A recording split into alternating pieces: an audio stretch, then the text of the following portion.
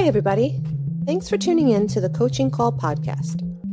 On this podcast, we'll cover various types of coaching by trainers in sports, martial arts, fitness, and business. We'll discuss each coach's methods to getting the most out of their respective athletes or clients and how they attempt to change the platform in which they coach. Join us on a fun adventure as we discuss unique coaching styles. Coaching is a universal part of how we get others to get something done. Join your host, Rafael, and his guests on this unique journey in coaching. Hi, I'm Sifu Rafael, and this is the Coaching Call podcast. If you enjoy this episode, please subscribe and leave a review. This episode was made possible by listeners like you. Laura, thank you so much for being here with me. Good morning. How are you today? I am awesome. I'm so glad to be here. I always love spending time with you and your audience. Thank you so much. Really appreciate it. I know you a tiny little bit, but I think today I get to know you a little bit more, and I'm super excited about that. I'd love to go into your childhood. Where were you born, and who were your biggest influencers before the age of 10? So I was born in Toronto. I still live here to this day. I never really got sick of Toronto to feel the need to move anywhere else. And I feel like sometimes when we move, we're pulled to go to other places, and I've just never felt that. So I've lived in different places in Toronto, obviously, but I still love it here, but I travel the world, so I get enough of that doing that. And I think probably the biggest influences in my life were probably my parents, and they didn't have the best relationship. But the things that were good about that I took away was my mom never limited me. It was never, you can't do this or you can't do that. And my stepdad was this pillar of support of that, right? And so I think, Nice.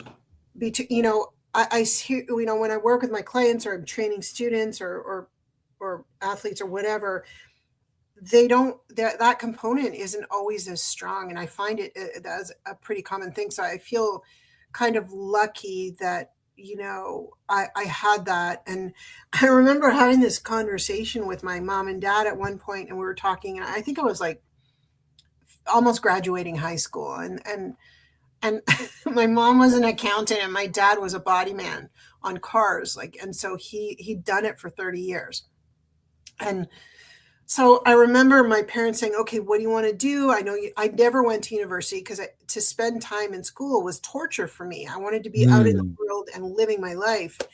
And I said, well, and to this day, I remember the look on their face. I said, well, I don't just want to be an accountant or a body person.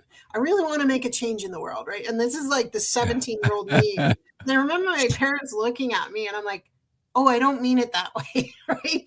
It was like, and they're like, Laura, go for it, right? Like, be everything you can be, right? So I never had that restriction. So in a way, we didn't always have the best relationship, but that would be the biggest influence I had. Like, they never railroaded me. They never stopped me. So I was free to go for it. Yeah. That's incredible. That's incredible. When parents, because a lot of parents are like, oh, you have to go to college. You have to go get this career. You have to do this. But meanwhile, it was not in you to do that. Right. But you knew you could do great things, right? Yeah. And it's interesting because I took a lot of judgment from my peers and other people in my life because I didn't go to university. And now I look back on them and I look at me and I'm like, they spent 4 more years and they never got the job they wanted for what they went. Not that university is bad or anything. Some ended up being surgeons, right? Which is great. But I don't think I lost anything on those 4 years. Like, I was able to have these life experiences. So I really had to come to terms with that in my 20s. I'm like, no, I'm awesome. Like, we're good, I'm awesome. Hello, Marianne. Thank you for joining us. Yes, you are awesome. When you had this conversation with your parents, What was the feeling? Was it relief? Was it that, man, I really have somebody in my corner? What was that like? Um, I was unapologetic about it, even at that young age. And they knew me well enough that I was going to do it with or without their blessing. And so the Mm, blessing was just there anyways. right, right. So it kind of fit together like a really good puzzle, right? And so I'm like, yeah, I'm going to go do it, right? And that's it. Yeah, Wow. yeah. Wow, that's cool. You are a world-renowned martial artist. When did the passion for martial arts start? And I'd love to hear about your first class. My first class. Oh yeah, that's a really interesting story because I know I'm never going to forget it. So now you're never going to forget it. So Cool. it was interesting because in school I always loved athletics and phys ed, and I was always an overweight kid. And and this, I mean, that was associated with earlier trauma and all that, but I never let that stop me. So I would always be in the weight room pushing weights and, doing all the camping trips, and like phys ed was my favorite subject because I could be active. And so I remember I realized how strong I was just through genetics and training. And I started training in powerlifting and bodybuilding. And I ended up competing at a very young age. And I won the Ontario championships in both of those things separately. And I remember for the bodybuilding, I got scouted by these IWBB guys. I don't know, it's probably changed now, the organization, but and Mhm. they're like, look, you could really do well on the international circuit, make a lot of money, get a lot of notoriety, but you're going to have to take the drugs, right? Like, and Ooh. so, yeah, like back then, 40 years ago, the drugs weren't as sophisticated as they are today, right? And even the fact that it's drugs is not like a good thing, right? And I was 18, 19, and I was like, that stuff's not reversible on women, first of all.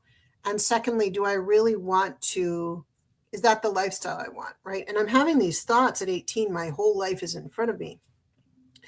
So I declined the offer, and they made me feel kind of bad about it. And I'm like, no, you're not the one living in my body, and I'm going to be stuck with the consequences for the rest of my life. So I kind of, to this day, because I spent so much time in gyms, like 6 hours a day, 7 days a week for years and years and years. And so I just decided I'm not working out in gyms anymore. And I still don't to this day, 40 years later, right? But I love to train. So I started looking in those, those continuing education books where you could take the extra Right. courses, like, Mm. recreational, flower arranging, whatever. And they had one for Aikido. And I always loved martial arts movies. I loved action movies. I like the kick-ass portion. I like the fact that you learn a skill that your body could remember to keep you safe. Um, and just and just the expertise of it. I really loved all of that.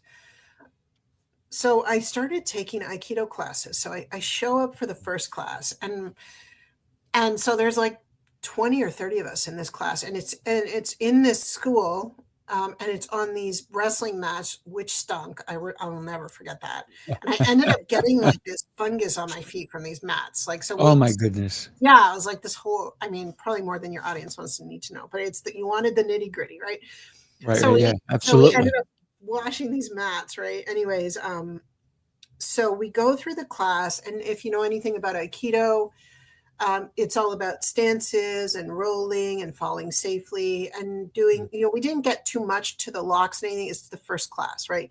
So it was really interesting because in my mind, I'm going through this. And I'm like, well, this is kind of boring, right? Like but any martial art you go to, that's what you're doing for the first few months, right? But I didn't know anything about that, right?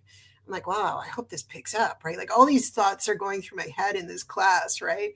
And so I go through the class. I actually quite enjoyed it, right? And I love the interaction with other people, the partner practice, and understanding the structure of my body in a way that I had never felt before. So I was almost like a baby, Mm. learning to walk again. And so that was fascinating for me too.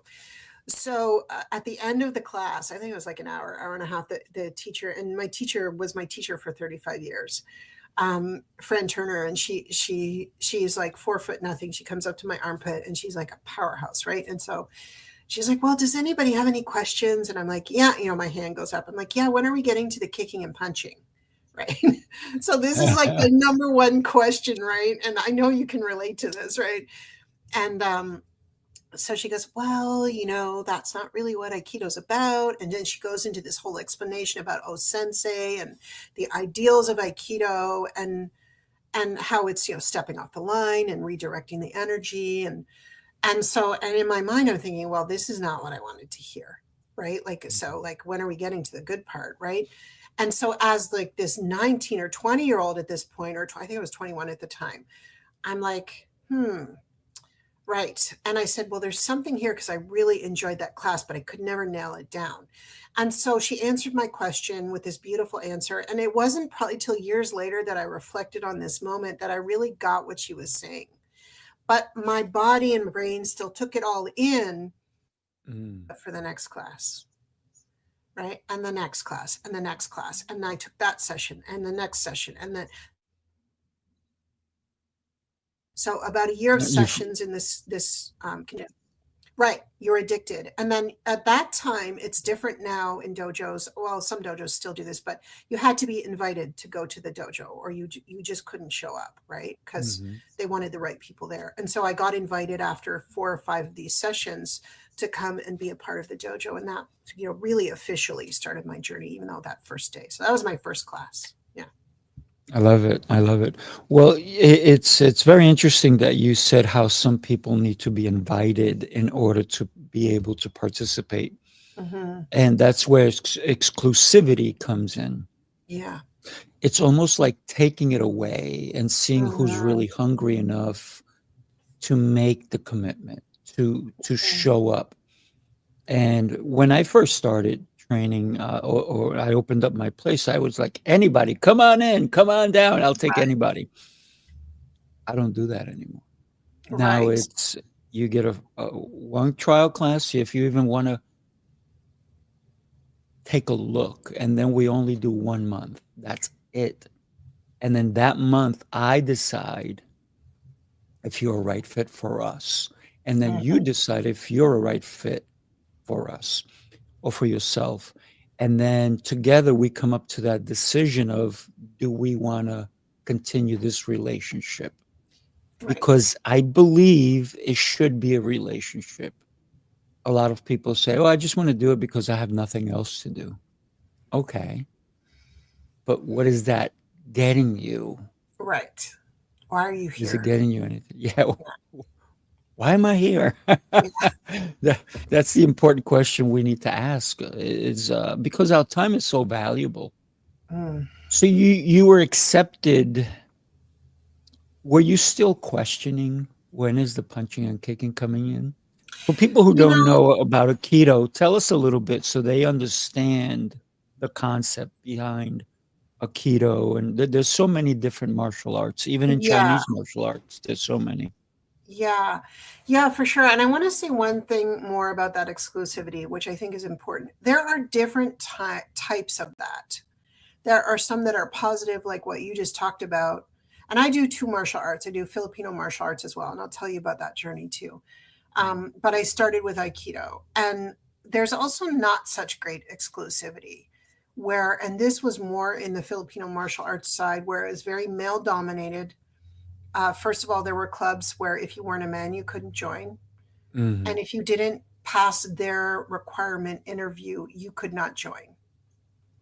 And it was done in a very toxic way that was not healthy. And then you would have this pressure being in that club doing, am I good enough? So it wasn't a really good way to be exclusive. And so I loved what you said, because it's so true. Like, we have a school in Toronto, our combat science school, and the person teaching my class is a woman who is LGBTQ, and we do have a welcoming atmosphere, but there are requirements. You do have to have come try class, just like you said, they do have to sign a code of conduct. So there are requirements. And so it does it in a way that's synergistic for the human being who's trying it out. So I just wanted to say that because I think it's really important. No, I A little, appreciate that. Thank you. yeah, a little bit about Aikido. It's interesting because it's one of the few martial arts, and I think there's some of the ones that you do as well, that the physical practice changes you internally more more quickly than just the movements. And it's Mhm. almost sneaky because you don't realize it over time, right? And so you change as a human being. You're connecting with your dantian, which is like a chakra point under your belly button. Mhm. And what does that mean? And when you can move things with that, it's a different way of moving within not just your body, but also how you deal with things in the world, right? And so are you using those principles of stepping off the line and the conflict and allowing it to flow past, right? Or taking the energy of it and sending it back, right? Like, and so those things that mimic what we do in our practice, we bring those into our everyday life. And O Sensei was a Zen Buddhist priest, and a lot of those Zen principles were put into Aikido,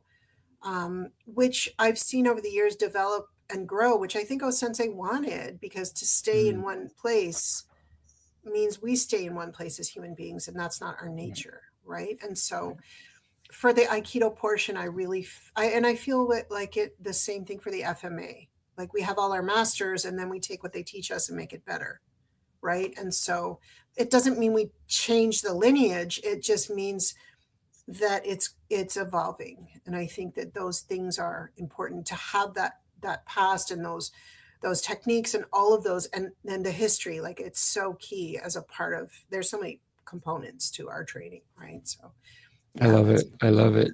It's so important to even consider the yin and the yang, how right. they wrap around one another, because they need each other, right? Yeah, Just like a river, the water is clean in in in a well. Even if the water's not continually moving, or a pot of water, it can the dust will set in. It's right. not moving, so there's no continuity. There's no growth, if you will. Well, in a pot of water, there may be growth, there may be mold, who knows Maybe what, bad but stuff, yeah. yeah, it's not the right stuff. But Right. the cleanliness, if you will, of yin and yang, of the flow, and the fact that you talk about giving the energy back, and that's the yin and the yang working together, because the force coming in is something that you're going to learn to reflect or Mhm. bounce back, right?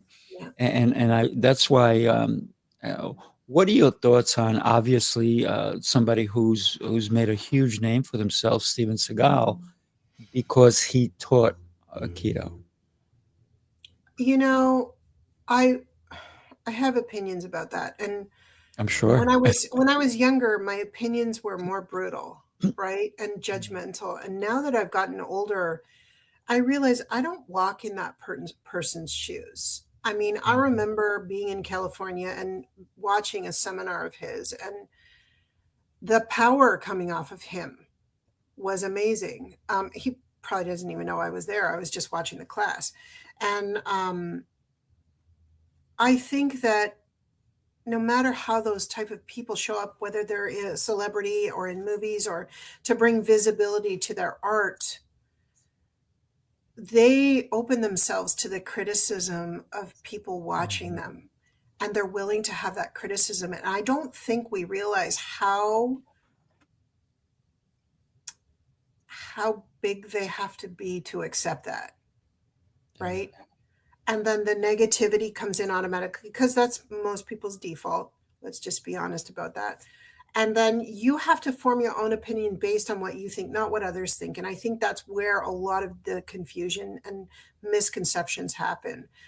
Um, I was able to train with a man called Terry Dobson, who trained with O Sensei. So did Steve, in the old days. And I spent a lot of time with Terry. He lived in Vermont, and I got to go to some of his seminars before he passed. And And we would have these conversations about sensei, and we talk about Steve, and it was just like they were the first Americans over there, right? And so it was their journey with him, and there were a lot of reality checks that sensei was just a human too, right? And so I feel like we have to remember that no matter the visibility that person brings, they're just a human too. They're still practicing the art.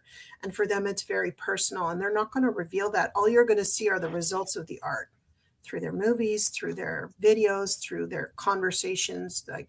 And so that's all you're going to see. You're not going to see the internal work, which is what we all do. And when I had to stop practicing Aikido after 30 plus years because I had a motorcycle accident, and I actually stepped off the mat. I still train in FMA, but I realized, and I had this epiphany, and I think you and I have talked about this before, where I realized how much Aikido I was practicing in my daily life, and I didn't even know. Because now there's that physical component taken away, what's left, and there was so much left, right? So that to me is fascinating. So yeah, I think Steve was great, and yeah. Terry and all of them. They're the trailblazers for Aikido, along with tons of other people like my teacher, who've been around for decades doing this. Yeah. And same in the FMA world. It's a whole other world there. Yeah. How did you get involved with FMA? And for that's Filipino martial arts. Yeah, it's an interesting conversation. One thing about my life, it's never boring. I'll tell you that. I've had quite the ride I love, right? Yeah. So I was I loved Aikido, but I was still very competitive, and I wanted something more competitive. So I think I started taking karate. I got to like my blue belt or something. And then this guy came in and he did a demo on Filipino martial arts. It was knife work. And I was fascinated. I've always been fascinated with weapons. I was like, oh, this is really cool. And so he's like, well, if any of you want to join us, we're having a class on Sunday. And so anyways, I went to the class, and here I am today, still practicing and teaching it. Love it. And there were only 3 women in the club at the time. And I remember one of the first things our teacher said is, everyone is treated equally here. Women don't get any quarter, men don't get any quarters. So you will all be learning the same thing at the same pace. And I love that. So because in other classes, it ended up in that karate class, that teacher was making sexual advances to the women and me in the class. I needed a way to get out of there, but I still love the practice so much. But I ended up leaving because of him, and he ended up actually getting charged, which was probably a good thing because he shouldn't be teaching. But right. But here was this other thing that was really my passion, and I just didn't realize it. Yeah. So that's kind of how I got started in that, and I just haven't looked back. I loved it so much. Yeah. Well, one of the things about people who don't know the Filipino martial arts is the sticks, right? The kali sticks and the knife fighting, and really the kali sticks represent the machete, if you will. And I sat down in Texas with one of the Dog brothers, if you know who. Okay, is, yes, right? I know them. One of them, right? I don't know them both. And we were eating, I believe it was lunch or dinner, and he was talking about how he and his brother went around all over the U.S. challenging Filipino martial artists to real fights. And they were like, no, we just practice. We don't really fight. Right. And it was really interesting because they wanted to know the essence of what it truly was to fight. And if anybody ever wants to look at Dog Brothers on YouTube and on Kali and stick fighting, and it's really interesting stuff. Yeah, I like their group for safety reasons. It's not a path I took, but I know, having trained with the masters that I was able to train with in the Philippines, I know and I've felt what that is like. But for me, I value what they do, but for me in everyday training, it's not sustainable to keep people in a place of safety, because they do mostly the fighting, and they do some training with combat as well. So for me, it's not my gym, but I respect it and I've done it before and I felt the effects of it. So the reality is it is the real deal, right? Oh, for sure. But we can still modify that for our training in the dojo, which I feel is sometimes people come and they think they want to learn to fight, but what they actually want to learn is a skill, right? And so that's really what it ends up being. And then we do have a competition side of things, as you know. I mean, I have titles, but Right. it's different reasons for everybody, and that fascinates me. Yeah. One of the things that I always tell my anybody coming in, I say, by the way, I like to fight, and I will never teach you fluff because Right. fluff will get you killed in a Right. real life situation. So Yeah. fluff does not work. I mean, you punch me, and then I do 50 techniques on you. I'm sorry, that doesn't work. Right? Not for Right. me. Who's gonna punch and wait? Right? Nobody. Um, so. And that's why I believe the Filipino martial arts is incredible. And but when you use Aikido with it and you Hmm. understand, like you're probably one of the better practitioners out there because now you have the concept of the movement of giving it back, right? And so now when And you add the unbalancing, that's a Filipino key martial, thing. oh my Yeah. gosh, it's Yeah. huge. It's huge. Yeah. I So agree. talk to me about your titles and all the championships you Sure. won. I'd Yeah. love to hear that. Yeah, for sure. I mean, I started competing like in the early 90s, locally and regionally. And so those were some of my best years because I didn't win a lot and I was able to. I can tell you this, even to this day, I learned far more from losing than I ever did from winning. Mm.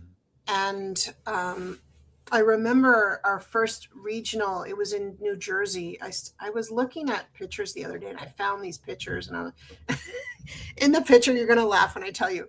So there's our team, and like I only got second place, right? And so there's me in the picture, and I look mad. Like I am not happy, right? Because I busted my butt. But when we looked at the tapes afterwards, because I would review my tapes, right? I'm like, what do I need to Mm. prove on? Like my fight was good, and it was super close, right? So I felt better after that. But in that picture, I just looked pissed. I remember that. But I went,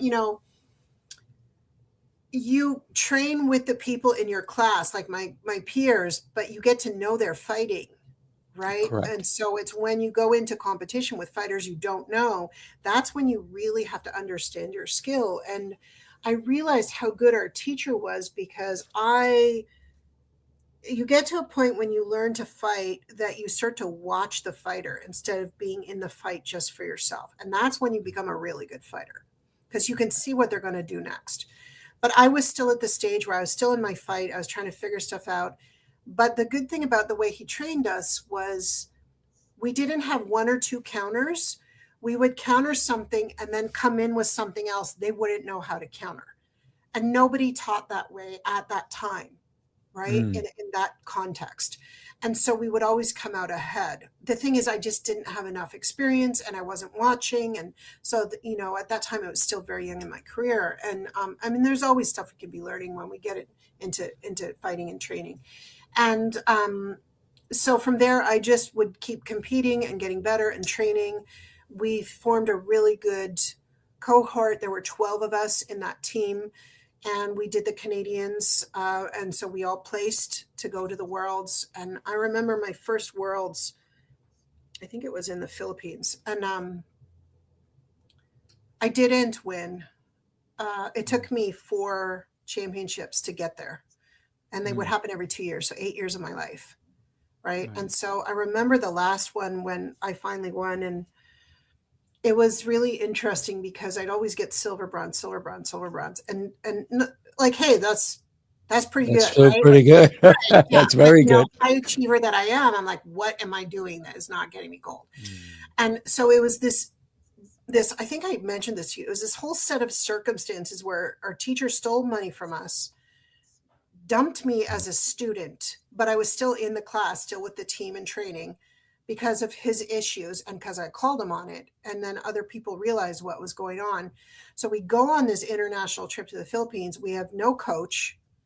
Mm. Um, and he's stolen money from us. He's still up in the stands pretending he's like the Canadian person. And we all had to come together, and that was the piece. And I think there were 12 of us. And I remember us saying, we're going to go home with the gold with or without him, because we're not going to let him stop us. Right. And I remember saying that, and they're like, yes. And I think out of 12 of us, 6 or 8 of us came home with gold. Right. Wow. And so it was this thing you didn't anticipate that kind of moved you to the next level of knowing that you could get through those kinds of, adversity to step into your power. Right. And so that was my first championship. And then I left the school after that, because I couldn't be a part of someone who did those things. And I decided, without his permission, because he would have never given it to me. And at that time, I had trained with all sorts of masters in the Philippines. They all knew me, and I had good accolades with all of them, good relationships. So I started my own school without his permission, and people came. Isn't that beautiful? Right. And like, here I am, the only women instructor that I know of in Canada, and people started showing up. And then, of course, my peers supported me too. Right. And so a few of them stayed with him, and that's their journey. And so I went over to the Philippines, and I got rank under them, because my teacher, after 10 years, never ranked me either. It was this whole set of things, right? So I went over and I got the rank. They're like, what do you mean you're not 4th degree? Or like, and I'm like, well, I never got it. Like, and they're like, you're above that. And so that rank was already there, just not officially, but people, and we talked about this, people need to see that it's important to them. And so I had this certification after that made my life easier. And so I opened my school, and it's still around 22 years later. And I remember the struggles in the first year, and I'm sure you can relate to this. I would have male instructors who taught FMA show up at my door and challenge me, all of this macho stuff, which I just really wasn't interested in. I'm like, okay, like, well, we're going to go live weapons. I'm like, why? One of us is really going to get really hurt. Well, I want to know what you know. I'm like, well, you're welcome to come and teach a class. And they didn't know what to do with that. Right. And I'm like, do you need to talk to my instructors in the Philippines? I'll give you their names. And then all of a sudden it seemed to diffuse, because they realized that what I was offering was the real deal. Right. I wasn't making some name for myself. Right. I'd put in the time. This was 15, 20 years of training in already. And so it got easier for me, and they pretty much left me alone and ended up supporting me in a lot of things that happened. And then, so after my first championship, which I think was close to like my early 30s, 10 years later, I decided to compete again, because I'm like, I want to still know if I can do it. And I got to tell, so, the ramp up to something that big is 9 months to 10 months, diet, the whole thing. I have to say that my body was 10 years older, and it was mostly injury management. And at this time, I had students who were competing as well. And all my students would place first, second, third, all of them. And I was so proud of them, that we could create that legacy. And they ended up, after, I retired, they ended up training their students for titles. And so a lot of what's involved in that is communication, leadership, but also teaching them the mental game, right? Because the mental game is what's going to get them the medal.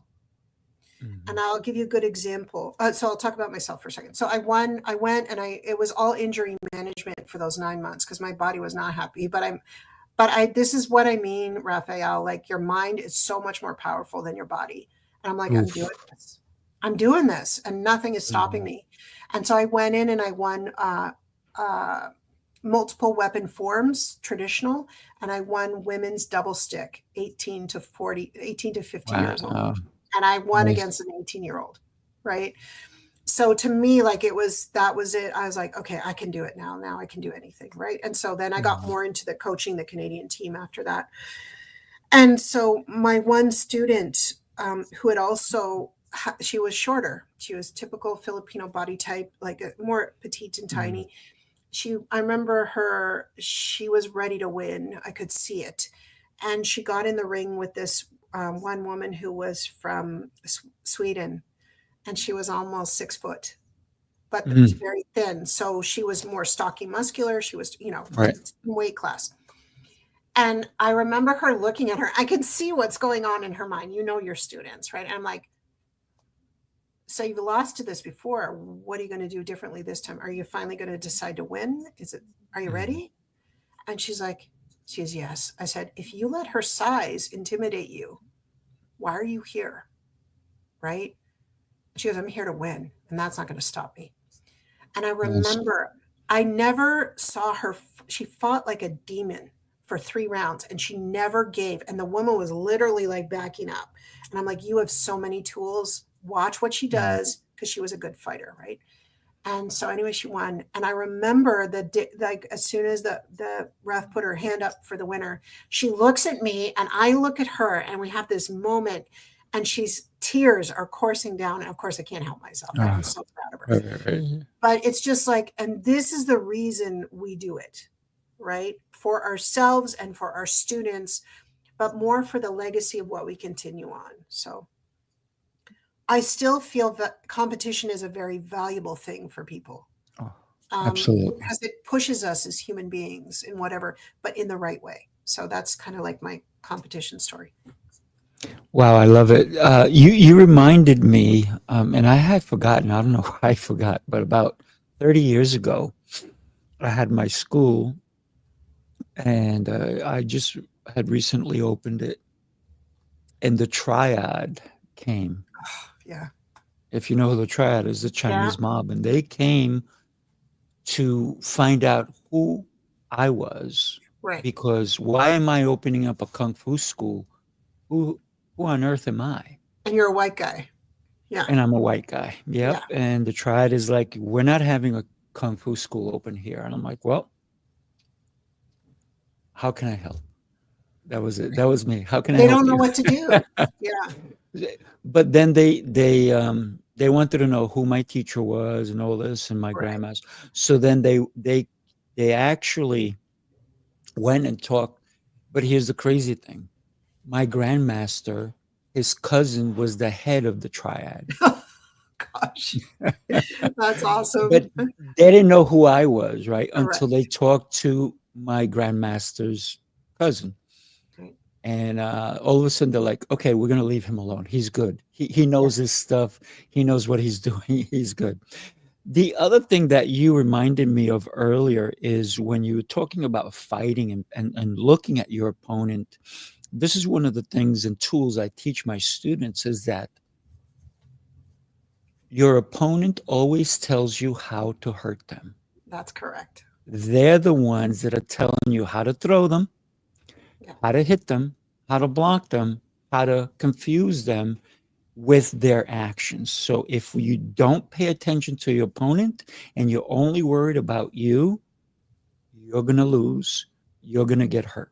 Yeah. So for me, it's always the impact of, I can't tell you how I'm going to hit you until you move, or I'm looking at your feet, I'm looking at your shoulders, your everything, so that you teach me how to hurt you. And Right. my students at first, they're like, what do you mean? I'm like, take a look. This is it. And so I start showing them things. They're like, oh, now that makes so much sense. Right. Yeah. Because in fighting, it's not about us, right?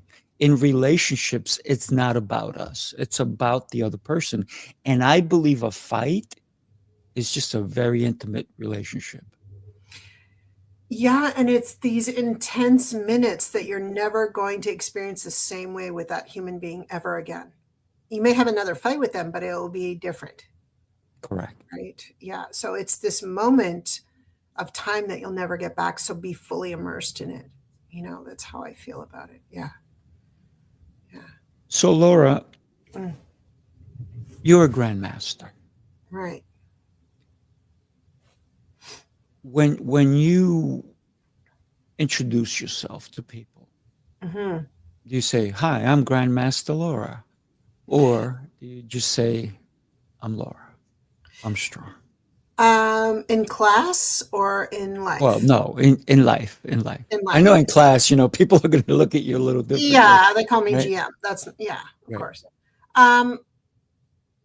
Just Laura, because I would like to think that my title doesn't define who I am, but it's a part of who I am regardless. Yeah. And so I am a grandmaster in everything I do. It's always to the highest achieving possible, heart-centered, and that to me is grandmaster as a person. And anybody can be a grandmaster. You don't, even if you're not in martial arts. And so it's your demeanor and how you present to people with empathy and understanding. So no, they just call me by my name. I use that title for accolades or to get people's attention if I feel that's needed, but at the appropriate time. Yeah, I love that. Yeah. I had somebody question, why am I calling myself Sifu Mhm. Rafael? Mhm. And I said, it's all for advertisement. It's branding, right? Correct. Me, My friend. I am, I've been doing martial arts for 49 years. So I think I'm there, right? But also, my great grandmaster gave me my Chinese name, right? Mhm. And so when somebody questioned it, I didn't need to respond to them, Right. right? Because for me, it's a branding thing, right? Sifu Rafael. I could just say Rafael, but then people maybe I get confused with another Rafael. But if Yeah. I go Sifu Rafael, all of a sudden everybody knows me as Sifu Rafael, and they don't even know I do martial arts, right? So it's just a branding Right. thing. But my students obviously are going to call me Sifu, which in Chinese martial arts means teacher, right? Right. I don't Yeah. even consider myself a grandmaster. I consider myself a white belt. I'm Yeah. always looking to learn, right? It's really interesting that you bring that up because I do holistic therapies and I have my Reiki master. The word master used to have a connotation to me that I really had to work on. And getting my grandmaster, like that was like that to me, like the way in my mind it meant I'd reached it. I was there. And then what I realized with my teachers and in the holistic field is like, no, you just got your black belt, right? Like you're just starting to learn. And so that was acceptable to me. So that when I say that I'm a grandmaster, it doesn't mean I'm the be all and end all. It just means I know a lot of stuff, but man, there's more coming my way. Oh, So yeah. I did struggle with that title and owning it. And my branding is more three-time world champion. People are like, what? Like you're Mhm. like a heavy overweight white woman in her 50s. Like what the hell, right? And so it's killing that stigma of the way people perceive you with your title and how you use it. Do you want it to make impact on people? Do you want to get their attention? Do you for branding, like you said, right? And so I think we should be able to because we've earned it. However you want to use it to help people in whatever that way that Yeah. shows up. Yeah, absolutely. And that's like even when the triad came, I said, "How can I help you?" Because it is about helping another human being to Yeah, understand what we're doing, right? And right. how can we actually help them. So talk to me about next to your name says Wealth Mastery Systems. So your martial arts, when you were training in martial arts, you had to survive. You had to have a career. Talk Yeah, to us about that.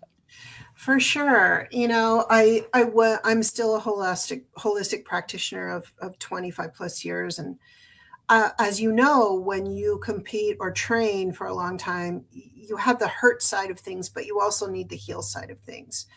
And Mhm. so, even at a young age of 21, I started doing Reiki. I needed something to keep my body so I could last. Right. Um, so the holistic field was very attractive to me, and I really loved it because, and I don't mean this in a religious way, but I think of Jesus, okay, and Jesus was just a human, right, and he was able Mhm. to heal people with his skills. So, like, if he's manifesting as that, why can't I do it?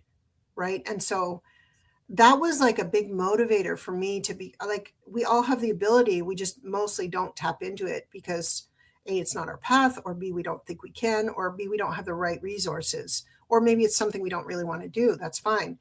Right. But to me, that was the driving motive, like I could do this. And so it's so expanded from there that I started integrating it into training my students to be champions. And really, so that was my business. I also had a full-time job. I worked in decades for decades as a commodities trader. I was the only woman on the trading desk for a long time. And that was just really an unhealthy, toxic environment. So I know where I don't want to work.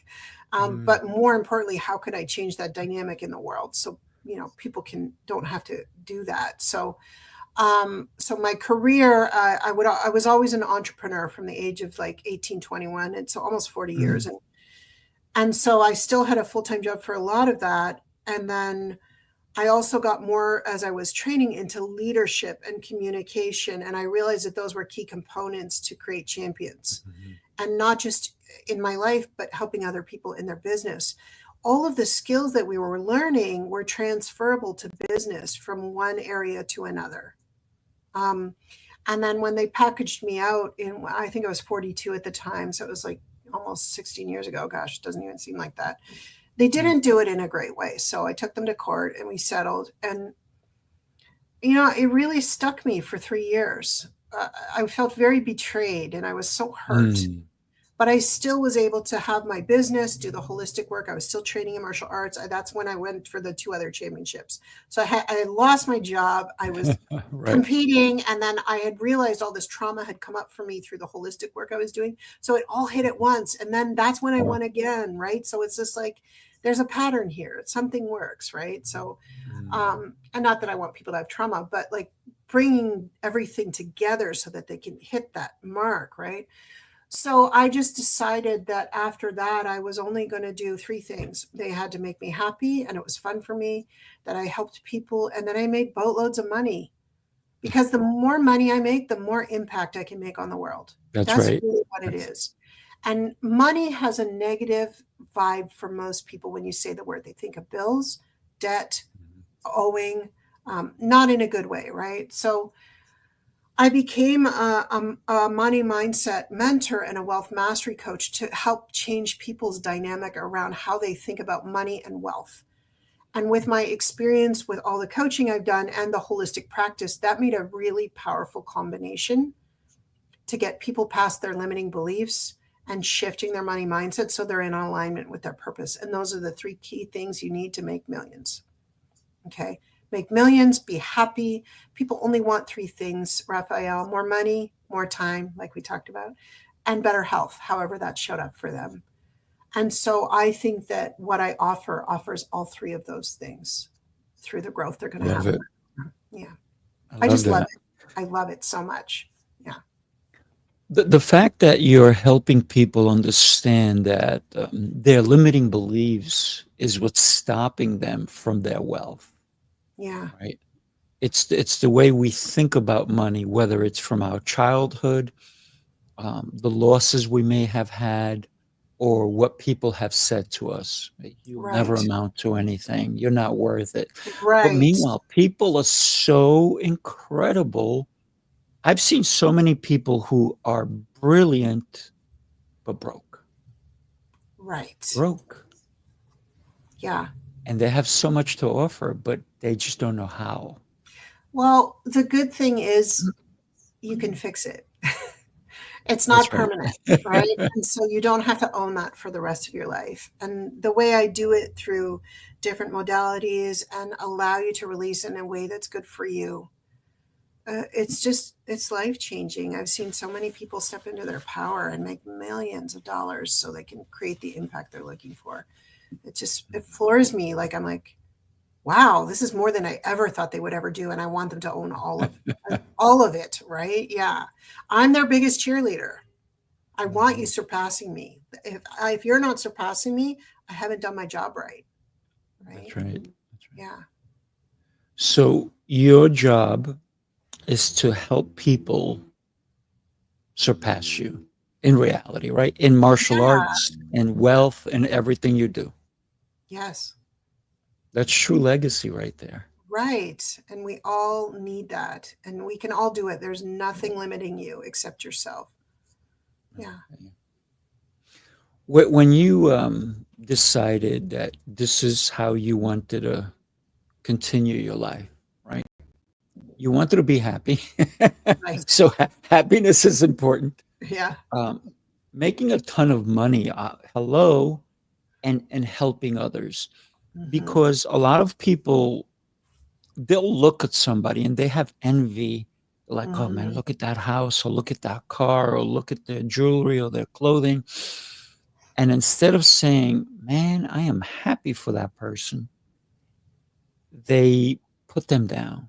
They say they must be a terrible person. Maybe they're terrible with their wife or their husband, or maybe it's mom's money, dad's money. They Right. put them down instead of saying, I am so happy for that individual that I hope somebody will be happy for me when I'm there. But we put that negativity out there, and Hmm. it's just the yin and yang coming back at us, right? We throw it Yeah. out, it comes right back at us. So we should throw out the positivity of, like, if I see somebody in an incredible car, I'm like, wow, I'm so happy for them. That's great. Right. And maybe even say a prayer over them and say, I hope that, you get everything you want in life. Same thing, like if somebody cuts me off, I pray for them that they don't crash along the way and that I'm they get working home on that safe. one. I really work on So that you one. got to try that one. It does work, believe it or not. You feel so much better when Yeah, you're I got to right. tell It's you. so hard. a- And here's the other thing, right? If somebody cuts you off and they give you the finger, I'm like, wow, they think I'm number one. Thank you. I give them this thumb up, right? Right. Right. Because it's the way we can look at Hmm. anything in our lives. Yeah. If we see a little bit of negativity, it's going to start to impact Gain us, steam. Yeah. Yeah. impact our day, right? So, Yeah. yeah, if somebody does wrong by you, a lot of times for me personally, I'm like, well, maybe that's what you needed. Yeah. And the Maybe that's other what I thing, needed. yeah. And the other thing too is there's power in the question. So if we stay in the question of like, what's gone on with them? Mm, Or like you said, how can I help? Right. And so then the question becomes the focal point and not the response. Right. And so it's a good way to just let things clear and stew and be in the question of things without an answer, because the answer can stick us both positively and yeah. negatively. So, but it's hard to get to that place sometimes. Right. I'm like, I admit I have road rage sometimes. So, like, I really try, but some people are just like, oh, really? Yeah. So, Yeah, yeah. yeah. When I was younger, I was with a really hothead girl. Hmm. She had sports cars, and whenever she gave me a ride, I was like, okay, we may be dying today, Right. because she was, if somebody cut her off, man, it was a chase. It was a back and forth. Oh, And that's not good. I would say to her, I say, once we were safe somewhere, I was like, can I ask you, what was that all about? Right. What did that do besides Yeah. make me fear for my life, fear for your Right. life, and fear for anyone else that we may have hit along the way? Right. And she just like, oh, I was so angry. I'm like, so they took your power away. Right. And she didn't get that. And I said, Right. when somebody else makes you so angry, it means you lost control. Correct. Yeah, Right. So exactly. so somebody always says to me, man, no matter how life gets difficult for you, you seem calm and relaxed about it. I'm like, what could I do? I said, It's can I the cry truth. over it, or, Yeah. or can I do something about it? Right. Yeah. And when somebody said to me, I said, look, what do you do when you spill milk? I said, you get the cat over. And so somebody said, don't get the cat. It's not good for them. I'm like, whatever, you're killing it. Right. So it's about the actions we can take every day so we can have peace when we go to sleep that night. Yeah. And I think, especially in today's society, just don't forget it's the little things you do every day. They don't have to be big, giant things. Just be Right. consistent and do a little bit, right? And it will show up. One day you'll turn around and you'll be like, oh, yeah, whatever. That doesn't bother me, right? Because you're doing a little bit every day, right? It's kind of genius. That's how we work as humans. Yeah. That's it. So one of the things that you brought up earlier was that communication became a Mhm. big part of your life, as it has for mine. That I even opened up a communication center. Why is communication so important to That's, we could have a whole other hour conversation about that. you? For But sure. for me, in the context of being a coach and being coached, like in the competition space, is the ability to actively listen and apply very quickly is a skill that you need to learn. Even when I was training in Aikido, the teacher gets up with an uke and they demonstrate. They only demonstrate 3 times, maybe 4, and then you've got to have it, and then go and practice. And of course, they would correct, but I trained my brain, and that is a form of communication. So I had to train my brain so that my body could respond to pick up the details of what we're doing in those 3 moments. And so I realized if I could do that with myself when I was competing and my students when I was coaching, it became better. And then I use the bank methodology, as I know you do, to bring that to a whole other level when I'm speaking to my students. I wish I had that back in the day. I lost a couple students because I wasn't speaking their code, Mm, right? And they were top level competitors that could have been world champions, but they were wow. Ks. They Mm. Yeah, they got in their heads. Yeah. They had to have the knowledge. Absolutely. Yeah, no, yeah, they just would over and over. So I feel like communication is a valuable technique, and just even on the base speaking in values, how important that is to each person to hear that so they feel they're being heard. And at the same time speaking to them so that you get them to move them into action, right? Mm. So that it's going to resonate with them. And then there's a whole other conversation about emotional intelligence on that level and the things around that, right? And so it's probably just as important as leadership and inspiration and mind work. It's all equal, right? Because if you Mhm. don't have one component, the rest will suffer. Yeah. Without a doubt. Without a doubt. Yeah.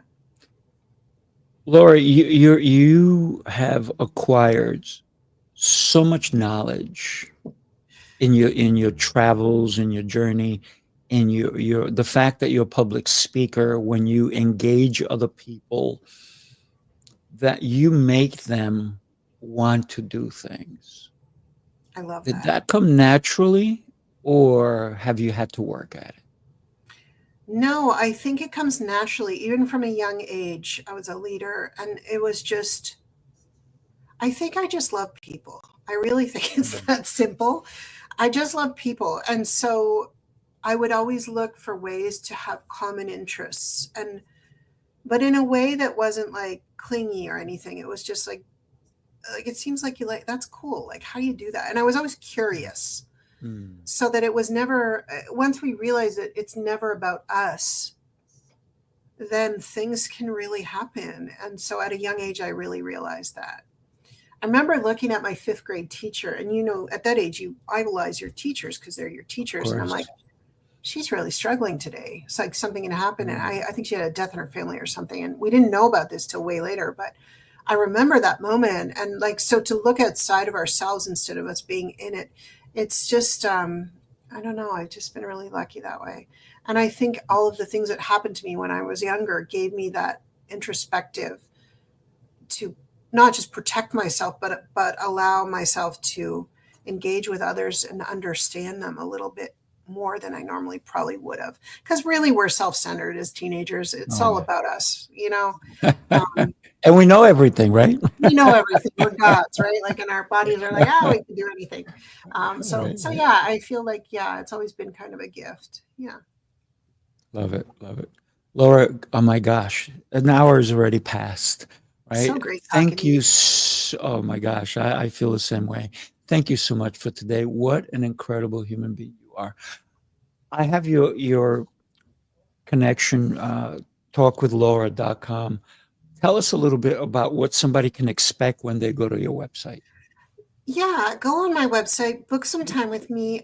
I really just love to hear about you and and what you're looking for in life, because I think that's really important. And so we'll have a conversation regardless of how the conversation goes. I'm going to give you some tools that are you're going to leave our conversation with, that are going to help you pull in more money, more happiness, and give you this the self confidence, more self confidence, and know how great you are. So you're going to leave with those tools regardless. So I encourage you to go to talkwithlaura.com and book a call with me. I'd love to hear from you.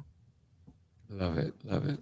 Laura, wow. I'm blessed that I'm getting to know you. Yeah, well, same. Obviously, I'm going to want you to come back to my other shows as well. Sure. Um, have yourself an incredible, incredible day, and stay warm because I know we're both in cold weather I right know. now. Summer's So, coming. I keep thinking about that. Yeah. Thank can you I for tell having you? me. It's been a pleasure. Can I tell you? You just made me think of something.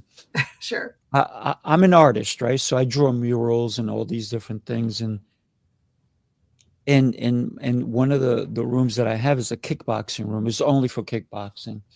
It's about 3,000 square feet, right? I know most martial arts schools are smaller than that, but I have a 10,000 square foot facility. So in that particular room, I did the mural for the logo and everything, and I have different words up there. But one of the ones that is the biggest one is "Summer is coming," because I've always screamed that out, right? And Yes. even in September, "Summer's coming back," "Summer coming back next year." But one of my students said, you wrote all this cool stuff on the walls. I airbrush it. So they said, you need to do "Summer's coming." I'm like, that's exactly what I'm gonna do. I'm gonna throw that up there. So everybody looks at it and they're like, "Summer's coming," That's right? right. And then the other thing is, you got to sweat to be great. All these different sayings that we have on our wall, because we need to be reminded every day Yeah. that what we're doing serves a purpose. That's the truth. It What is. what you're doing, my gosh, you're an incredible human being. Thank you. Thank you. You are too. I love that we have mutual admiration like that. There you go. All right, Thanks for having everybody. me today. Thank I you. loved it. Have an incredible day, everybody. And guess what? Follow Laura. Talk to you soon. Bye bye.